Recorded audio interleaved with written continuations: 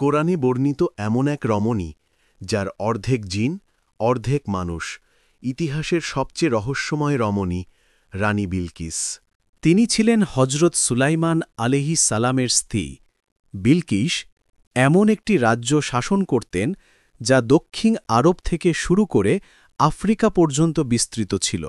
তার সম্পর্কে কিছু অবিশ্বাস্য তথ্য আছে যা আপনার জানা উচিত। যেহেতু কিছু ইতিহাসবিদ দাবি করেছেন যে তিনি অর্ধেক মানুষ এবং অর্ধেক জিন ছিলেন, তাহলে প্রশ্ন, জিনদের রাজা নবী সুলাইমান আজ কি মানুষ হয়ে সত্যি কোনো জিনকে বিয়ে করতে পারেন? ইসলামী ইতিহাস এ সম্পর্কে কি বলে? এই ঘটনা শুরু হয়েছিল একটি ছোট্ট পাখির মাধ্যমে, কুরআনে যার নাম হুদহুদ বলা হয়েছে। হুদহুদ মানুষদের কথা বুঝতে পারত এবং নবী সুলাইমানের এক বিশ্বস্ত গোয়েন্দা ছিল। সে দূরদেশ থেকে গুরুত্বপূর্ণ রাজনৈতিক সংবাদ নিয়ে আসত। আপনি যদি প্রস্তুত থাকেন, চলুন পুরো ঘটনা বিস্তারিত জানি। নবী সুলাইমানের সেনাবাহিনী ছিল ইতিহাসের অন্যতম অদ্ভুত এক সেনাবাহিনী। এই বাহিনীতে ছিল মানুষ, জিন, পাখি এবং অন্যান্য প্রাণী। এমনকি বাতাসও নবী সুলাইমানকে যেখানে ইচ্ছা সেখানে নিয়ে যেত। মানববাহিনীতে ছিল পদাতিক সৈনিক ও অশ্বারোহীরা। জিন সৈনিকরা ছিল মানুষের চোখে অদৃশ্য। এই সেনাবাহিনীকে এত ভয়ঙ্কর করে তৈরি করা হয়েছিল যে শত্রুরা তাদের অনেক সদস্যকে দেখতেই পেত না। কিছু পাখি ও প্রাণীও সেনাবাহিনীতে যোগ দিয়েছিল। সিংহ ছিল প্রাণীবাহিনীর নেতা, তারপর ছিল বাঘ। পাখি বাহিনীতে ছিল অনেক বাজ পাখি ও শিকারী পাখি। হুদহুদ পাখিটি ছিল গোয়েন্দা বিভাগের দায়িত্বে। এই হুদহুদের দায়িত্ব ছিল অনেক দূরে উড়ে গিয়ে শত্রুপক্ষের উপর নজরদারি করা। সে সব কিছু পর্যবেক্ষণ করত এবং শিখে নিত, তারপর ফিরে এসে প্রতিবেদন দিত। হুদহুদের ভূমিকা ছিল অত্যন্ত সংবেদনশীল এবং গুরুত্বপূর্ণ। যখন বাহিনী একত্রিত হয়েছিল, অনেক প্রাণী লক্ষ্য করেছিল হুদহুদ অনুপস্থিত। তারা নিজেদের মধ্যে ফিসফিস করতে লাগল। কমান্ডার শীঘ্রই এসে পড়বেন এবং বুঝতে পারবেন যে হুদহুদ অনুপস্থিত। অবশেষে সোলাইমান নবী যখন বাহিনীর কাছে আসলেন, তখন ফিসফাস আরও জোরালো হল। তিনি এসে দেখলেন হুদহুদ নাই। আসলে হুদহুদ তখন সাবা দেশে অবস্থান করছিল। সে বহু পথ পাড়ি দিয়ে গিয়েছিল এবং তার ভেতরে অনুভব করছিল যে সে কোনো গুরুত্বপূর্ণ সংবাদ উদ্ধার করবে। সে শহরের উপর অবস্থিত একটি উঁচু গাছের উপর নামল। সেখান থেকে সে রাস্তাঘাট, ঘরবাড়ি, প্রাসাদ এবং ফটক সবকিছু পর্যবেক্ষণ করল। সে কিছু অস্বাভাবিক পরিস্থিতি অনুভব করল। দেখা গেল মানুষরা যেন কোনো অনুষ্ঠানের জন্য জড়ো হচ্ছে। তাই সে শহরে বসবাসকারী আরেক হুদহুদকে জিজ্ঞেস করল। সুলাইমানের গোয়েন্দা পাখি তখন নিশ্চিত হয়ে গেল তার অনুভূতি ঠিক ছিল। সে প্রথমে রক্ষীদের দেখল, তারপর কমান্ডার ও সৈন্যদের। সবশেষে সাবার রানী নিজে সিংহাসন থেকে বেরিয়ে এলেন। তিনি তার সিংহাসন থেকে নেমে জনগণকে নেতৃত্ব দিলেন। তিনি তার 2 হাত উঠিয়ে সূর্যের সামনে সিজদা করলেন। সব মানুষ তার সঙ্গে সিজদা দিল। হুদহুদ সবকিছু লক্ষ্য করল আর ভাবছিল নবী সুলাইমান এই সংবাদে কি প্রতিক্রিয়া দেখাবেন। সে তৎক্ষণাৎ উড়াল দিয়ে ফিরে এল। অনেক দিনের ক্লান্তিকর ভ্রমণের পর সে পৌঁছাল সেই স্থানে যেখানে সুলাইমানের পুরো বাহিনী একত্রিত হয়েছিল। সব পাখি তাকে ঘিরে ধরল। তারা সবাই ক্ষুব্ধ ছিল। একটি ছোট চড়ুই প্রথমে বলল, তুমি কোথায় ছিলে? নবী সুলাইমান তোমার ব্যাপারে জানতে চেয়েছেন। আমরা আশা করি তোমার কাছে যথাযথ ব্যাখ্যা আছে। হুদহুদের ভিতরে আরও ভয় ঢুকে গেল। সে সিদ্ধান্ত নিল এখনই নবী সুলাইমানের কাছে গিয়ে ক্ষমা চাইতে হবে। সে কাঁপতে কাঁপতে নবী সুলাইমানের তাঁবুর দিকে উড়ে গেল। তখন নবী সুলাইমান রাতের খাবার খাচ্ছিলেন। হুদহুদ জানালা দিয়ে ঢুকে চুপচাপ টেবিলের এক কোণায় বসল। সে চেষ্টা করছিল সুলাইমানের হাত থেকে দূরে থাকতে। মাথা নিচু করে ভয়ে সে ধীরে ধীরে বিনয়ের সঙ্গে সালাম দিল। সে মাথা তুলল, কিন্তু চোখ তুলতে পারল কেবল সুলাইমানের হাত ও বুক পর্যন্ত। সে তার নেতার কাছ থেকে অনেক কিছু শিখেছিল এবং সে জানত যে নবী সুলাইমানের মন ছুঁতে হলে তাকে স্পষ্টভাবে সত্য কথা বলতে হবে। আমার বাদশা, আমি এমন একটি জাতির সংবাদ এনেছি যাদের সম্পর্কে আপনি জানেন না। এক দূর দেশে আমি এমন এক নারীকে দেখেছি যিনি সাবা জাতির উপর শাসন করছেন। তিনি এক বিশাল সিংহাসনে বসেন এবং তার কাছে এমন সব জিনিস আছে যা কেউ চাইলেই পেতে পারে না। কিন্তু আমি দেখেছি তিনি এবং তার জাতি আল্লাহর পরিবর্তে সূর্যকে সেজদা করছে। শয়তান তাদের কাজকে তাদের কাছে শোভনীয় করে তুলেছে। এই শব্দগুলো ছিল শক্তিশালী। হুদহুদ দেখালো তার অনুপস্থিতির পেছনে সত্যিকারের একটি কারণ ছিল। সে ছিল একটি গুরুত্বপূর্ণ মিশনে।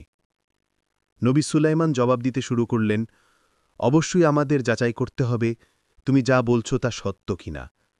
আমি একটি চিঠি লিখব, তুমি এটি তাদের কাছে পৌঁছে দিবে এবং দেখবে তারা কি প্রতিক্রিয়া দেখায়। হুদহুদ চিঠি নিয়ে দ্রুত উড়ে গেল সাবার দেশে। সে রাজপ্রাসাদের বাগানের একটি গাছে নামল এবং রানীর কক্ষ খুঁজতে লাগল। সে দেখল একটি বিশাল কক্ষ, যার একটি বড় বারান্দা ছিল। বুঝতে পারল এটাই রানীর ঘর। চিঠিটি খোঁটে নিয়ে সে উড়ে গেল খোলা জানালার দিকে এবং ভেতরে প্রবেশ করল। সে সিদ্ধান্ত নিল ছাদের একটি স্থাপনার পেছনে লুকাবে। সে বাইরে তাকিয়ে দেখল রানী বিছানায় ঘুমাচ্ছেন। তার চুল বালিশের উপর ছড়িয়েছিল। তার মুখ ছিল অত্যন্ত সুন্দর। তার সৌন্দর্য দেখার সময় হুদহুদের মনে এক ধরনের দুঃখ জন্ম নিল। এত সৌন্দর্য, ধন সম্পদ এবং ক্ষমতা থাকা সত্ত্বেও কেউ সূর্যের সামনে সিজদা কেন করবে? এই চিন্তা করল হুদহুদ। তার মনে হল শয়তান তাদেরকে ধোঁকা দিয়েছে। শয়তান তাদের এমন কিছুর উপাসনা করতে বাধ্য করেছে যা সত্যিকার মাবুদ নয়। কিন্তু সে কিভাবে এটা করল? তারপর হুদহুদ ভাবল, যদি সুলাইমানের সেনাবাহিনী সাবার জনগণের সঙ্গে যুদ্ধ করে তাহলে ফলাফল তো স্পষ্ট। হ্যাঁ, রানী শক্তিশালী, কিন্তু তিনি নবীর বাহিনীকে পরাজিত করতে পারবেন না। সুলাইমানের সৈন্যরা খুব সহজেই তাদের দখল নিতে পারবে। হুদহুদ ভাবতে লাগল, আমি কি এখনই চিঠিটা ফেলে দিব, নাকি তার জেগে ওঠার পড়ব? সে জানত না চিঠিতে কি লেখা আছে। এই সব ভাবার মধ্যেই হঠাৎ করে চিঠিটা তার ঠোঁট থেকে পিছলে পড়ে রানীর বিছানায় পড়ে গেল। রানীর চোখ মেলে দেখলেন তার সামনে একটি চিঠি। তিনি দ্রুত চারদিকে তাকালেন, কিন্তু কাউকে দেখতে পেলেন না। এক ধরনের ভয় অনুভব করে তিনি চুপচাপ চিঠিটা খুললেন এবং পড়তে শুরু করলেন। এই বার্তাটি সুলাইমানের পক্ষ থেকে, আল্লাহর নামে, যিনি পরম করুণাময় ও অতিশয় দয়ালু। আমি তোমাকে এক আল্লাহর প্রতি ঈমান আনতে আমন্ত্রণ জানাচ্ছি। আমার প্রতি অহংকার করো না, আমার কাছে এসো এবং নিজেকে সমর্পণ করো। রানী রেগে গেলেন এবং আবার চারদিকে তাকালেন। খুঁজলেন কে চিঠি এনে দিয়েছে, কিন্তু কাউকে না দেখে তার রাগ আরও বেড়ে গেল। তিনি তার প্রহরীদের ডাকলেন এবং বললেন, কে সাহস করেছে আমার পক্ষে প্রবেশ করার? এটা কে করেছে? প্রহরীরা বিস্মিত হয়ে গেল। তারা বলল, কেউ রানীর ঘরে ঢোকেনি। তারা জানালো তারা সারাক্ষণ তলোয়ার হাতে ছিল এবং চোখ খোলা রেখেছিল।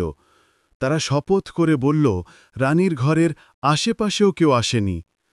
এদিকে হুদহুদ পাখিটি ছাদের ওপরের এক ফাঁকা জায়গায় লুকিয়েছিল এবং সে সব কিছু শুনছিল। রানী বিলকিস চিৎকার করে উঠলেন, তাহলে এই চিঠি এলো কোথা থেকে? তিনি চিঠিটা হাতে তুলে ধরলেন। প্রহরীরা বিভিন্ন রকম অনুমান করতে লাগল কিভাবে এই চিঠি এসেছে, কিন্তু কেউই কিছু দেখেনি। তারা হতবাক হয়ে গিয়েছিল, বুঝতে পারছিল না কি বলবে। রানী বিলকিস দ্রুত তার উপদেষ্টাদের নিয়ে জরুরি বৈঠক ডাকলেন। উপদেষ্টারা জড়ো হলেন। রানী বিলকিস বৈঠকে নেতৃত্ব দিলেন। তিনি বললেন, হে আমার উপদেষ্টাবৃন্দ, আমি একটি অত্যন্ত গুরুত্বপূর্ণ চিঠি পেয়েছি। এটি সুলাইমানের পক্ষ থেকে। তিনি তার চিঠি শুরু করেছেন আল্লাহ আর রহমান ও আর রহিমের নামে। তিনি আমাকে অহংকার ছাড়া তার কাছে আসতে বলেছেন। তোমরা বলো আমাদের কি করা উচিত? একজন উপদেষ্টা বললেন, এর অর্থ সুলাইমান চাচ্ছেন আমরা তার কাছে আত্মসমর্পণ করি। এটা তো যুদ্ধের ডাকের মতো শোনাচ্ছে। আসুন আমরা যুদ্ধ করি। আরেকজন বললেন, আমরাও তো শক্তিশালী, চলো আমরা তাকে যুদ্ধ করে আমাদের শক্তি দেখিয়ে দেই। প্রায় সবাই এ মতের পক্ষে একমত হলেন, কিন্তু একজন জ্ঞানী উপদেষ্টা হঠাৎ প্রশ্ন করলেন, যিনি এই চিঠি নিয়ে এসেছেন সেই বার্তাবাহক কোথায়? তিনি ছাড়া সুলাইমানের আসল উদ্দেশ্য বোঝা যাবে না। রানী বিলকিস উত্তর দিলেন, তিনি জানেন না। তিনি বললেন, ঘুম থেকে উঠে দেখেছেন চিঠি বিছানায় পড়ে আছে। একজন উপদেষ্টা আরও বললেন, এই ব্যাপারটা একটু ভয়ানক। আমি বলছি আমাদের অপেক্ষা করা উচিত। যদি সুলাইমান এমন অদ্ভুত এবং শক্তিশালী উপায়ে কোনো বার্তা পাঠাতে পারেন বার্তাবাহক ছাড়াই, তাহলে কে জানে তার যুদ্ধ ক্ষমতা কতটা ভয়ঙ্কর? তাহলে আমাদের কি অপেক্ষা করে দেখা উচিত? রানী বিলকিস বললেন, যখন কোনো রাজা কোনো দেশে আক্রমণ করে, তারা সবকিছু ধ্বংস করে দেয় এবং সম্মানিত মানুষদের অপমানিত করে দুর্বল করে ফেলে। আমার ভয় হয় আমাদের ক্ষেত্রেও এমন কিছু হতে পারে। তাই আমি প্রস্তাব দিচ্ছি, আমরা কিছু উপহার পাঠাই আর দূতের মাধ্যমে তার প্রতিক্রিয়া দেখি। কেউ আপত্তি করল না, তাই রানীর পরামর্শ গ্রহণ করা হল। হুদহুদ পাখিটি পুরো আলাপ শুনছিল। বৈঠক শেষ হতেই সে উড়ে গেল সাবার দেশে। ঘোষণা করা হল যে সোনা এবং রত্ন দিয়ে তৈরি একটি উপহার প্রস্তুত করা হবে যে কোনো মূল্যে। তারা রানীকে বলল, এটি অবশ্যই একটি রাজকীয় উপহার হতে হবে। সুলাইমান ছিলেন একজন শক্তিশালী ও ভয়ানক মানুষ, এবং কেবল একটি বহুমূল্য উপহারই হয়তো তাকে খুশি করতে পারবে। রাজ্যের ভবিষ্যৎ নির্ভর করছিল তার অনুগ্রহের ওপর। রাজ্যের শিল্পীরা দিন রাত এক করে কাজ শুরু করল এই বিশেষ উপহার তৈরিতে। তারা বিভিন্ন মূল্যবান উপকরণ ব্যবহার করল। অবশেষে উপহার তৈরি হল। এটি ছিল একটি সোনার তৈরি থালা। এর দুই পাশে ছিল সোনা ও রত্ন দিয়ে তৈরি দুটি নেকড়ে। রানী বিলকিস যখনই চমৎকার এবং দামি উপহারটি দেখলেন, তিনি খুশি হলেন। তিনি তার দূতদের প্রস্তুত হতে এবং সুলাইমানের কাছে এটি পৌঁছে দিতে বললেন। তিনি নিজের একটি সেনাপতিও পাঠালেন, যাতে সুলাইমানের সামরিক শক্তি সম্পর্কে আরও জানা যায়। তিনি তার দূতদের বললেন, জানার চেষ্টা করো সুলাইমান আসলে আমাদের কাছ থেকে কি চান এবং তার সেনাবাহিনী কতটা শক্তিশালী। হজরত সুলাইমান ইতিমধ্যেই হুদহুদের মাধ্যমে রানীর সভা সম্পর্কে জেনে গিয়েছিলেন। হুদহুদ যখন সীমান্তে ঘুরছিল, তখন সে দূতের কাফেলা দেখতে পেল এবং দ্রুত সুলাইমানের কাছে ফিরে গিয়ে খবর দিল। তার কাছ থেকে শুনে সুলাইমান বুঝলেন যে রানী উপহার পাঠাচ্ছেন। তিনি এটাও বুঝলেন রানীর আসল উদ্দেশ্য হল তার মনোভাব এবং সৈন্যদের শক্তি যাচাই করা। তাই সুলাইমান আদেশ দিলেন তার সেনাবাহিনীকে প্রস্তুত হতে এবং সারিবদ্ধভাবে রানীর দূতদের গ্রহণ করতে হবে। তিনি কিছু মানুষও পাঠালেন তাদের অভ্যর্থনা জানাতে।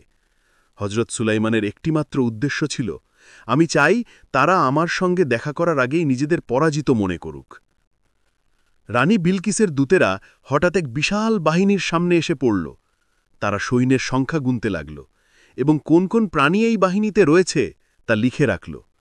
তাদের বিস্ময়ের সীমা থাকল না যখন তারা দেখল সুলাইমানের সেনাবাহিনী কেবল মানুষের নয়, বরং সিংহ, বাঘ, হাতি, পাখি এবং আরও অনেক প্রাণী নিয়ে গঠিত। তারা আরও দেখল এই সেনাবাহিনী বাতাস ব্যবহার করে চলে, এক স্থান থেকে অন্য স্থানে চলাচল করতে পারে। তাদের চোখ বড় হয়ে গেল, মুখ হাঁ হয়ে গেল বিস্ময়ে। এই বাহিনী ছিল একেবারেই আলাদা, মহিমাময় এবং ভয়ঙ্কর। তারা বুঝে গেল এমন বাহিনীর বিরুদ্ধে তারা কখনোই যুদ্ধ করতে পারবে না। যখন তারা লক্ষ্য করল কিছু অস্ত্র নিজেরাই নড়াচড়া করছে, তখন তাদের ভয় আরও বেড়ে গেল। তারা একে অপরের দিকে তাকিয়ে আতঙ্কের সঙ্গে প্রশ্ন করল, এটা কি? তাদের নিয়ে যে কর্মকর্তা ঘুরে দেখাচ্ছিল, সে শান্তভাবে উত্তর দিলেন, এটা তো মাত্র কয়েকজন জিন সৈন্য, যারা প্রভাতকালীন অনুশীলন করছে। দূতেরা বিস্মিত হয়ে গেল এবং তারা আরও উদ্গ্রীব হয়ে উঠল সুলেমানের সঙ্গে সাক্ষাৎ করার জন্য। কিন্তু হজরত সুলেমান সরাসরি তাদের সঙ্গে দেখা করতে অস্বীকার করলেন। তার পরিবর্তে তিনি তার এক অধিনায়ককে পাঠালেন তাদের সঙ্গে কথা বলতে। ওই কর্মকর্তা দূতেদেরকে প্রাসাদে দুপুরের আহারের আমন্ত্রণ জানালেন। দূতেরা চারদিকে তাকিয়ে বুঝতে পারলেন তাদের আনা উপহারগুলো কত তুচ্ছ এবং মূল্যহীন মনে হচ্ছে সুলেইমানের রাজত্বের গৌরব এবং ক্ষমতার তুলনায়। তবু তারা সংকোচ ও লজ্জার সঙ্গে উপহারগুলো হস্তান্তর করল। কর্মকর্তা উপহারগুলো সুলেইমানের কক্ষে নিয়ে গেলেন, কিন্তু কিছুক্ষণের মধ্যেই তিনি আবার ফিরে এলেন সেই উপহারগুলো সঙ্গে নিয়েই। তিনি সেগুলো টেবিলে রেখে বললেন, নবী সুলেমান এই উপহারগুলো গ্রহণ করতে অস্বীকার করেছেন। এরপর তিনি সুলেমানের বার্তা তুলে ধরলেন, তোমরা কি মনে করো তোমাদের সম্পদ দিয়ে আমাদের প্রভাবিত করতে পারবে? আল্লাহ আমাদের যেটুকু দিয়েছেন তা তোমাদের থেকে অনেক উত্তম। তোমাদের উপহার ফিরিয়ে নাও। আমরা যদি এমন এক বাহিনী নিয়ে তোমাদের কাছে যাই যেটার কল্পনাও তোমরা করতে পারো না, তাহলে নবী সুলাইমান তোমাদেরকে শহর থেকে অপমানের সঙ্গে বিতাড়িত করবেন। দূতেরা আতঙ্কিত হয়ে পড়ল।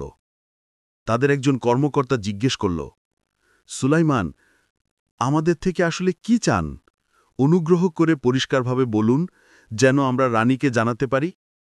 সে শান্তভাবে উত্তর দিলেন, নবী সুলাইমান কেবল একটি জিনিস চান, তোমাদের রানী এবং জনগণ যেন তার কাছে আত্মসমর্পণ করে। তারা বুঝতে পারল এই বার্তাটি একদিকে শান্তির আহ্বান, অন্যদিকে কঠোর হুঁশিয়ারি। তাই দূতেরা ফিরে গেল রানী বিলকিসের কাছে সুলাইমানের কথা পৌঁছে দিতে। দূতেরা যখন পৌঁছাল তখন রানী ঘুমাচ্ছিলেন। তবে তিনি তার দাসদাসীদের বলেছিলেন দূতরা এলে যেন তাকে সঙ্গে সঙ্গে জাগিয়ে দেওয়া হয়। তাই তারা বিরক্ত না করতে চাইলেও তাকে জাগাল। রানী বিলকিস চোখ খুলতেই দূতদের সঙ্গে সাক্ষাৎ করলেন। তিনি জিজ্ঞেস করলেন, বলো, উপহার দেওয়ার পর সুলাইমান কি বললেন? দূতেরা ব্যাখ্যা করল যে তারা সুলাইমানের সঙ্গে দেখা করতে পারেনি। তাদের একজন কমান্ডার উপহার গ্রহণ করে তার নবীর কাছে নিয়ে গিয়েছিলেন, কিন্তু দুঃখজনকভাবে সুলাইমান উপহার গ্রহণ করেননি। তিনি তাদের কাছে উপহার ফিরিয়ে দিয়েছেন। তারা সুলাইমানের বার্তাও জানিয়ে দিল। এটা শুনে রানী মাথা নিচু করে চিন্তায় পড়ে গেলেন। সুলাইমান তার উপহার গ্রহণ করেননি, দূতদেরও স্বাগত জানাননি। তিনি তাদের কাছ থেকে আরও বিস্তারিত জানতে চাইলেন, তারা যা কিছু দেখেছে সব কিছু। তিনি বুঝলেন সুলাইমান কেবল একটি জিনিসই গ্রহণ করবেন, আত্মসমর্পণ। দূতেরা সুলাইমানের বাহিনীর শক্তির বর্ণনাও দিল। রানী যখন শুনলেন যে তার বাহিনীতে জিন ও পশুরাও রয়েছে, তখন তিনি উপলব্ধি করলেন পরিস্থিতি কতটা গুরুতর। যদি তিনি যুদ্ধের পথ বেছে নেন, তাহলে তিনি হয়তো সব কিছু হারাতে পারেন। এখন কেবল একটি পথ বাকি, অন্য কোনো উপায়ে সুলাইমানকে বোঝানোর চেষ্টা করা। তিনি উপহারের দিকে তাকিয়ে গভীরভাবে চিন্তা করতে লাগলেন। তারপর তিনি সিদ্ধান্ত নিলেন রাজ্যের রাজসভার সদস্য ও যুদ্ধ বিষয়ক উপদেষ্টাদের একত্র করবেন। এই বৈঠকটি হবে অত্যন্ত গুরুত্বপূর্ণ। এদিকে নবী সুলাইমান নিজ শহরে এক বৈঠক আহ্বান করলেন। তার পরিষদে ছিলেন মন্ত্রী, কমান্ডার, যুদ্ধ বিশেষজ্ঞ ও জ্ঞানী আলেমগণ। দুইটি সিংহ পাহারার দায়িত্ব ছিল, যারা বৈঠককে সুরক্ষা দিচ্ছিল। হুদহুদ পাখিটিও সেখানে ছিল প্রতিবেদন দিতে। নবী সুলাইমান সভা শুরু করলেন। আমি প্রশংসা করি যিনি আমাদের এই সমস্ত সম্পদ ও ক্ষমতা দিয়েছেন। যদিও তার অন্তরে ছিল প্রচণ্ড রাগ, তিনি তা বাহ্যিকভাবে প্রকাশ করেননি। তিনি বললেন, কিভাবে সম্ভব? যখন আমরা জীবিত আছি এবং তাওহীদের পতাকা বহন করছি, তখনও পৃথিবীতে এমন মানুষ রয়েছে যারা সূর্যকে উপাসনা করে। এটা আমাদের জন্য ব্যর্থতা এবং লজ্জার বিষয়। সুলাইমান নিজের গৌরবের জন্য শাসন করছিলেন না, বরং আল্লাহর রাজত্বের প্রতিনিধি হিসেবে শাসন করছিলেন। এই কারণেই তিনি একই সাথে রাগ ও দায়িত্ববোধ অনুভব করছিলেন।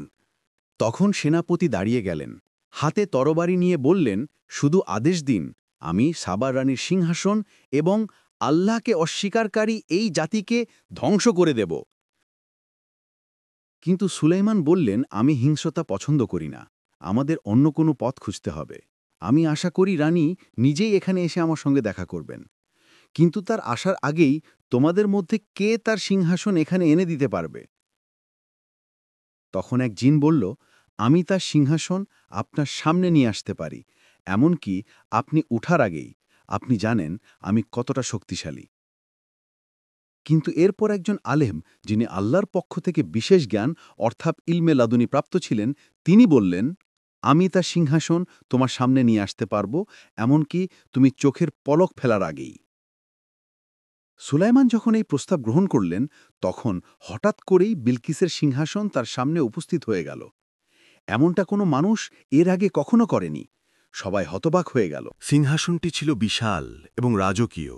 সবাই সেই দিকে তাকিয়ে চুপচাপ চিন্তায় ডুবে গেল। হুদহুদ পাখিটিও সেখানে ছিল, চেষ্টা করছিল এই অলৌকিক ঘটনার অর্থ বোঝার। এদিকে সাবানগরীতে রাজসভার ও যুদ্ধ পরিষদের সভা বসেছিল। রানী বিলকিস সে সভার নেতৃত্ব দিচ্ছিলেন। রানী ক্লান্ত স্বরে বললেন, আজ আমরা এক ভয়াবহ পরিস্থিতির মুখোমুখি হয়েছি। সুলাইমান চায় আমরা তার কাছে আত্মসমর্পণ করি। সে আমাদের শক্তি ধ্বংস করে দিতে হুমকি দিচ্ছে। আমি তোমাদের কাছে সাহায্য চাইছি, চলো একটা সমাধান খুঁজে বের করি। উপদেষ্টারা একমত হলেন। সম্ভবত কেবল রানী নিজে গিয়ে সুলাইমানের কাছে আরও বড় উপহার দিলে শান্তি আসতে পারে। কিন্তু তারা এটাও বললেন, যদি এই উপহারও প্রত্যাখ্যান করা হয় তাহলে যুদ্ধই একমাত্র বিকল্প, আর এই যুদ্ধ হয়তো ইতিহাস থেকে আমাদের অস্তিত্বকে মুছে ফেলবে। সবাই রানী বিলকিসকে তাদের শেষ আশা হিসেবে দেখছিল। তাই রানী ঝুঁকি নেওয়ার সিদ্ধান্ত নিলেন। তিনি নিজেই সুলাইমানের প্রাসাদে যাবেন। প্রস্তুতি শুরু হল। নতুন আরও সুন্দর এবং দামি উপহার তৈরি করার পরিকল্পনা করা হল। হযরত সুলাইমান জানতেন রানীর ক্ষমতা ও উন্নতির ধারণা ভুল। তিনি তার দেশের শিল্প ও প্রযুক্তি নিয়ে গর্বিত ছিলেন। কিন্তু নবী সুলাইমান তাকে একটি গুরুত্বপূর্ণ সত্য শেখাতে চেয়েছিলেন। আসল শ্রেষ্ঠত্ব এবং প্রকৃত উন্নতি কেবল তখনই আসে যখন কেউ তৌহিদের পতাকার নিচে থাকে, আল্লাহর একত্বে বিশ্বাস করে। আল্লাহর প্রতি ঈমান ছাড়া কোনো ব্যবস্থাই টিকে থাকতে পারে না। যদি তুমি দুনিয়া হারিয়ে ফেলো কিন্তু আল্লাহকে পেয়ে যাও, তাহলে তুমি বিজয়ী। কিন্তু যদি তুমি পুরো দুনিয়া অর্জন করো আর আল্লাহকে হারাও, তাহলে তার লাভ কি? হজরত সুলাইমান, যিনি এক জ্ঞানী নবী ছিলেন, কেবল বিলকিসের সিংহাসন আনার নির্দেশ দেননি, বরং তিনি আরও একটি নির্দেশ দেন, সিংহাসনের ডিজাইন বদলে দিতে হবে। যখন সুলাইমান সিংহাসনের উপর সূর্যের প্রতীক দেখলেন, তিনি বললেন, কত বড় বোকামি! কেউ কি সূর্যের উপাসনা করে? যদি সূর্য সোনার তৈরিও হতো, তবে তার সামনে সিজদা করা একেবারেই অর্থহীন। তিনি নির্দেশ দিলেন সিংহাসনের কিছু অংশ পরিবর্তন করতে। তাঁর নির্দেশ অনুযায়ী সিংহাসনের পুনরায় নকশা করা শুরু হল। এদিকে রানী বিলকিস যখন তার যাত্রার প্রস্তুতি শেষ করছিলেন, তখন তিনি একটি কাফেলা প্রস্তুত করতে বললেন, যেন তা তার সঙ্গে যাত্রা করে। এই সময় সুলাইমান ডেকে পাঠালেন তার রাজ্যের সেরা স্থপতিকে এবং বললেন, তুমি কি জানো আমি কেন তোমাকে ডেকেছি? আমি এমন একটি প্রাসাদ নির্মাণ করতে চাই যা পানির ওপর তৈরি। দেখতে মনে হবে যেন তা পানিতে ভেসে আছে। এর প্রবেশপথ হবে স্বচ্ছ, যেন কেউ নিচে তাকালে ভাববে এটি কেবল পানি। স্থপতি বলল, যদি আপনি তাই চান তাহলে আমি মেঝের জন্য খাঁটি কাঁচ ব্যবহার করব, যাতে নিচের পানি পরিষ্কারভাবে দেখা যায়। সুলাইমান বললেন, হ্যাঁ, সেটি একদম উপযুক্ত হবে। তুমি কি বলতে পারো এই নির্মাণ শেষ হতে কত সময় লাগবে? স্থপতি উত্তর দিল, যদি আপনি জিনদের সাহায্যের অনুমতি দেন তাহলে এই 2 সপ্তাহই শেষ হয়ে যাবে, আর যদি শুধুমাত্র মানুষ তৈরি করে তাহলে অনেক সময় লেগে যাবে। সুলাইমার উত্তর দিলেন, আমি জিনদের সাহায্যের নির্দেশ দেব, কিন্তু আমি চাই মেঝে হোক একদম স্বচ্ছ কাঁচ দিয়ে, যাতে নিচের পানি পুরোপুরি দেখা যায়। স্থপতি আবার জিজ্ঞেস করল, হে আমার সর্দার, আপনি কি ছাদ বা দেওয়ালের জন্য বিশেষ কিছু চান? নবী সুলাইমান উত্তর দিলেন, তুমি কি মনে করো? স্থপতি বলল, আমি মনে করি ছাদ কাঁচের হওয়া উচিত, তাহলে সূর্যের আলো পানিতে প্রতিফলিত হয়ে এক অপূর্ব দৃশ্য সৃষ্টি করবে। আমি এটাও প্রস্তাব করি দেওয়ালগুলো আয়না দিয়ে তৈরি করা হোক। নবী সুলাইমান এই ভাবনাগুলো শুনে খুশি হলেন এবং স্থপতিকে কাজ শুরু করতে নির্দেশ দিলেন। স্থপতি কাজ শুরু করলেন। কিছুদিনের মধ্যেই পানির উপরে এক চমৎকার প্রাসাদ গড়ে উঠতে লাগল। আর ঠিক তখনই রানী বিলকিস পৌঁছচ্ছিলেন সুলাইমানের ভূখণ্ডের কাছাকাছি। হুদহুদ পাখিটি এক অফিসারকে সঙ্গে নিয়ে সীমান্তে রানীর জন্য অপেক্ষা করছিল। যাত্রাপথে রানী বিভিন্ন অদ্ভুত জিনিস লক্ষ্য করছিলেন। দূতরা যেসব গল্প বলেছিল সব সত্য ছিল। এই দেশ ছিল বিস্ময়ে ভরপুর। যতই তিনি প্রাসাদের কাছে যাচ্ছিলেন ততই বিস্মিত হচ্ছিলেন। তিনি সুলাইমানের সেনাবাহিনীতে একটি অংশ দেখলেন। এটি ছিল সবচেয়ে শক্তিশালী ভয়ঙ্কর বাহিনী যা তিনি আগে কোনো দিন দেখেননি। তার ভয় আরও গভীর হতে লাগল। তার হৃদস্পন্দন বেড়ে গেল, শ্বাস নিতে কষ্ট হচ্ছিল। এই বাহিনী মানুষের মনে হচ্ছিল না, এটি অবশ্যই কোনো ঐশী শক্তির সাহায্যে গঠিত। এত কিছু দেখার পর তিনি নিজ রাজ্যের গৌরব ও উন্নতি নিয়ে সন্দেহ করতে শুরু করলেন। শহরে পৌঁছতেই তার আত্মবিশ্বাস ভেঙে পড়তে লাগল। অহংকার ও গর্ব গলে যেতে শুরু করল। তার ভয় ধীরে ধীরে শ্রদ্ধা ও বিস্ময় রূপ নিল। আর খুব শিগগিরই তিনি প্রবেশ করতে যাচ্ছিলেন সেই প্রাসাদে যা সুলাইমান বিশেষভাবে তৈরি করেছিলেন। তিনি যে দৃশ্যের মুখোমুখি হলেন তা ছিল একেবারে ব্যতিক্রম। সুলাইমানের রাজত্ব কেবল সম্পদ ও গৌরব দিয়ে গড়া ছিল না, তা ছিল সৌন্দর্য ও শিল্পকৌশলে পূর্ণ। সোনার স্তম্ভ, রত্নখচিত দরজা এবং প্রতিটি কোণে হাতের তৈরি অলঙ্করণ তার চোখ ধাঁধিয়ে দিল। কিন্তু সবচেয়ে বিস্ময়কর ছিল সুলাইমানের প্রাসাদের প্রবেশপথের মেঝে। এটি ছিল কাচের তৈরি। নিচে প্রবাহিত হচ্ছিল ঝকঝকে স্বচ্ছ পানি। এটি এত উজ্জ্বলভাবে চকচক করছিল যে মনে হচ্ছিল একটি গভীর জলাধার। রানী বিলকিস ধীরে ধীরে প্রাসাদের দিকে হেঁটে যাচ্ছিলেন। তখন তিনি ভেবেছিলেন মেঝেটিতে আসলেই পানি, তাই তিনি তার পোশাক উঠিয়ে ধরলেন যেন ভিজে না যায়। আর সেই মুহূর্তেই তার পা দৃশ্যমান হয়ে গেল। এখন আমরা পৌঁছালাম গল্পের সবচেয়ে রহস্যময় অংশে। কিছু পুরনো সূত্র অনুযায়ী সুলাইমান এই কাচের মেঝে নির্মাণ করেছিলেন এক গোপন উদ্দেশ্যে। এটি কেবল সৌন্দর্যের জন্য নয়, এটি ছিল একটি পরীক্ষা। কেন? কারণ নবী সুলাইমান, যিনি জিনদের নিয়ন্ত্রণ করতেন, তিনি কিছু গোপন তথ্য পেয়েছিলেন। গুঞ্জন রটেছিল বিলকিস কোনো সাধারণ মানুষ নন। কিছু লোক বিশ্বাস করত তিনি অর্ধেক মানুষ এবং অর্ধেক জিন। নবী সুলাইমান জিনদের প্রকৃতি সম্পর্কে ভালোভাবে জানতেন। তিনি এটাও জানতেন বেশিরভাগ জিনের পায়ের লোম হয়। তাই তিনি কাঁচের মেঝেটিকে এমনভাবে তৈরি করান যেন দেখতে মনে হয় পানি, যাতে বিলকিস তার পোশাক তুলেন আর সেই মুহূর্তেই তিনি দেখতে পারবেন তার পা এবং নিজের সন্দেহ যাচাই করতে পারবেন। বিলকিস হয়তো সাধারণ মানুষ ছিলেন না, কিন্তু কিছু মানুষ কেন বিশ্বাস করত তিনি অর্ধেক জিন? এই ধারণা বিভিন্ন ধর্মীয় ও সাংস্কৃতিক উৎসে বিভিন্নভাবে পাওয়া যায়। কিছু গল্পে বলা হয় বিলকিসের জন্ম হয়েছিল একজন মানুষ ও এক জিনের মিলনের মাধ্যমে। একটি কাহিনীতে বলা হয় তার মা ছিলেন একজন মানবী রানী এবং তার পিতা ছিলেন একজন ইফরিত, অর্থাৎ এক শক্তিশালী জিন। এই কারণেই বিলকিসের মধ্যে মানবীয় সৌন্দর্য এবং কিছু জিন সদৃশ্য শারীরিক বৈশিষ্ট্য ছিল। কোরআনে সরাসরি বলা হয়নি তিনি মানুষ ছিলেন নাকি জিন। ইথিওপীয় টেক্সটগুলোতে তাকে জিনবের বংশোদ্ভূত বলে বর্ণনা করা হয়নি, বরং সেখানে তাকে এক জ্ঞানী এবং আধ্যাত্মিক মানবী রানী হিসেবে তুলে ধরা হয়েছে। সেসব কাহিনীগুলো তার জ্ঞান ও পবিত্রতার উপর বেশি গুরুত্ব দিয়েছে, তার বাহ্যিক বৈশিষ্ট্যের চেয়ে। তাহলে ইসলামী উৎসগুলো কি বলে? অধিকাংশ ইসলামী আলেম একমত বিলকিস ছিলেন একজন মানুষ।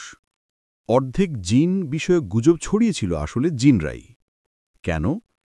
কারণ তারা চায়নি সুলাইমান বিলকিসে আগ্রহী হন অথবা তাকে বিয়ে করেন। জিনরা ভয় পেত যদি সুলাইমানের কোনো পুত্র হয়, সে হয়তো তার পিতার মতো রাজত্ব করবে এবং সুলাইমানের গোপন জ্ঞানের মাধ্যমে আবার জিনদের কাজ করাবে।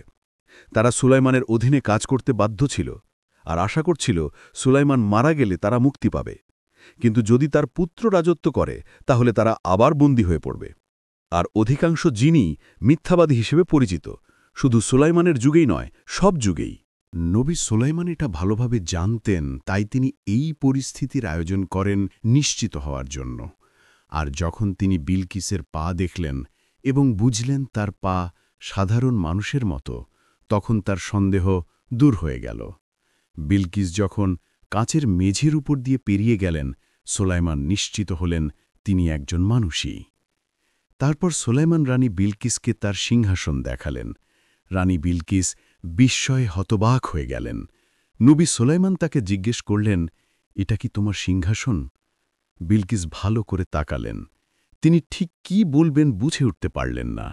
সিংহাসনটা দেখতে হুবহু তার নিজের মতো, কিন্তু কিছু একটা বদলে গেছে। অবশেষে তিনি বললেন, এটি দেখতে আমার সিংহাসনের মতোই। সিংহাসনের নিচে সুলাইমান একটি বার্তা রেখে দিয়েছিলেন, আমরা আল্লাহর কাছে আত্মসমর্পণকারী। বিলকিস আরও গভীরভাবে তাকিয়ে বুঝতে পারলেন এটি সত্যিই তার নিজের সিংহাসন। কোনোভাবে এটি তার প্রাসাদ থেকে তার আসার আগেই এখানে নিয়ে আসা হয়েছে এবং কিছু পরিবর্তন করা হয়েছে। এটি ছিল নবী সুলাইমানকে আল্লাহ যে অসাধারণ ক্ষমতা দিয়েছিলেন তারই আরও একটি প্রমাণ। রানী বিলকিস গভীর চিন্তায় ডুবে গেলেন। তিনি যত ভাবছিলেন ততই বুঝতে পারছিলেন তার জাতির বিশ্বাস কতটা দুর্বল ও মূর্খতা ছিল নবী সুলাইমানের যুক্তিবাদী ও জ্ঞানভিত্তিক চিন্তার তুলনায়। সেদিন তাকে দুপুরের আহারের আমন্ত্রণ জানানো হল। নবী সুলাইমান তার পাশে বসলেন এবং আলাপ শুরু করলেন। তিনি বললেন, আল্লাহ, যিনি সারা জাহানের পালনকর্তা, সর্বশ্রেষ্ঠ, পরম দয়ালু, তার কথায় আমি বলছি। তিনি সূর্য সৃষ্টি করেছেন মানুষের সেবায়, যেমন করে বাগানের প্রজাপতি ও শাপলা ফুল আল্লাহর ইচ্ছায় পরিচালিত হয়, তেমনি সূর্য আল্লাহর সৃষ্টির অংশ, তার সেবায় নিয়োজিত। মানুষের মতো এক মহান সৃষ্টির জন্য অন্য কোনো সৃষ্টিকে সিজদা করা, তা হচ্ছে মানুষের বুদ্ধিকে অপমান করা, হোক তা সূর্য। রানী বিলকিস তখন বুঝতে পারলেন, তারা যাকে এতদিন উপাসনা করতেন সেই সূর্য আসলে শয়তানের তৈরি করা এক সুন্দর ফাঁদ ছিল। প্রথমবারের মতো সূর্যের উজ্জ্বলতা তার অন্তরে ম্লান হয়ে এল, আর এক নতুন আলো, যা কখনো অস্ত যায় না, তার অন্তরে জ্বলে উঠল। ঠিক তখনই তার উপদেষ্টারা এসে বলল, সূর্য অস্ত যেতে চলেছে, এখন আমাদের প্রতিদিনের সূর্য পূজার সময়।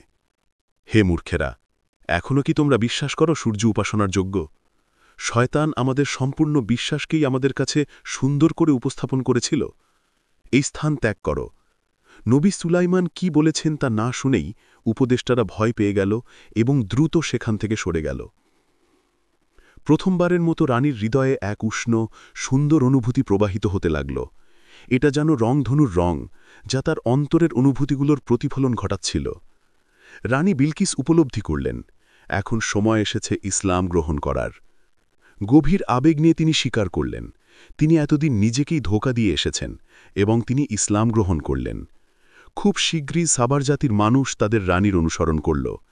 তারা সূর্যপূজা ত্যাগ করল এবং কেবলমাত্র আল্লাহর সামনে সিজদা করা শুরু করল। আর এই সব কিছুর সূচনা হয়েছিল সেই দিন, যেদিন ছোট্ট হুদহুদ পাখিটির অন্তরে একটি অনুভূতি জন্মেছিল এবং সে তার কণ্ঠে সেই সংবাদ প্রকাশ করেছিল, যখন অন্য পাখিরা আগেই উড়ে গিয়েছিল। এই কাহিনী আমাদের মহাপবিত্র কিতাব আল কুরআনুল কারিমে বর্ণিত হয়েছে। এটি আমাদের মনে করিয়ে দেয় জ্ঞানের মূল্য কত বিশাল, জ্ঞানীর মর্যাদা কত উঁচু, এবং প্রকৃত জ্ঞান আল্লাহর একটি উপহার। এই নিয়ে আমাদের কৃতজ্ঞ হওয়া উচিত।